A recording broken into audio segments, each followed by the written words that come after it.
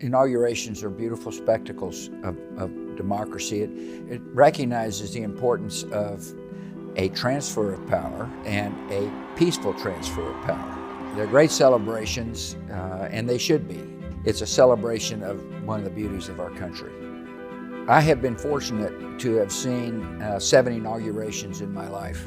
I was a direct participant in 2. I was an observer in watching President Ronald Reagan and Vice President George Bush be sworn in. Preserve, protect, and defend the Constitution of the United States.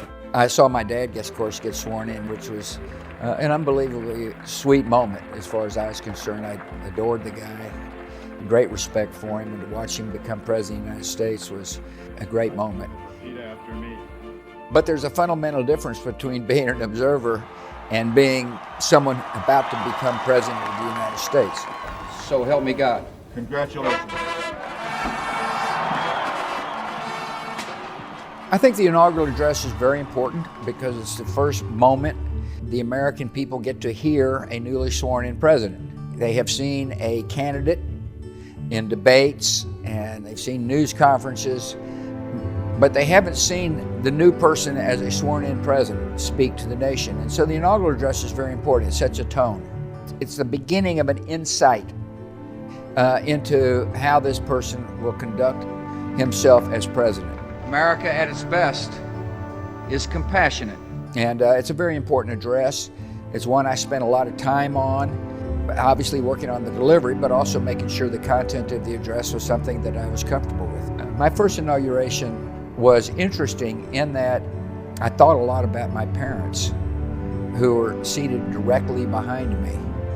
There's a picture of that moment right after I got sworn in with my mother and my dad giving me a hug. Of course, Laura and the girls were standing by me when I got sworn in, and that was just very special as well. But the presence of my family was important to me at that moment. President Carter, President Bush.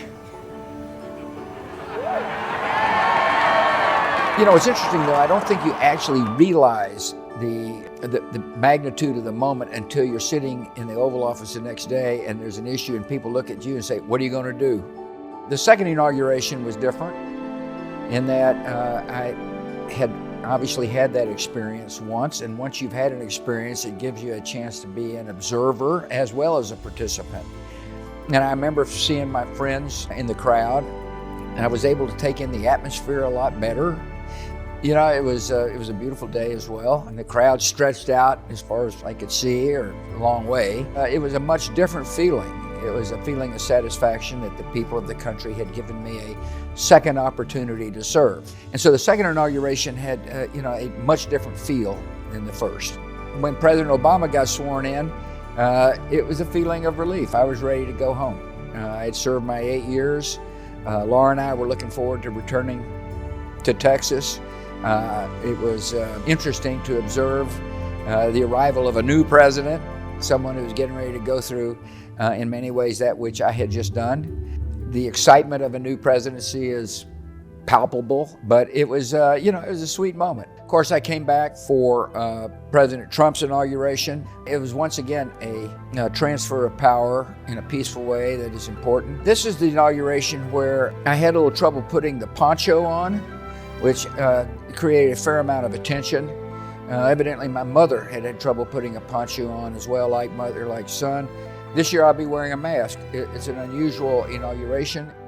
My message to the new president and vice president is congratulations. You're entering into a very exciting period in your life, and may God bless you.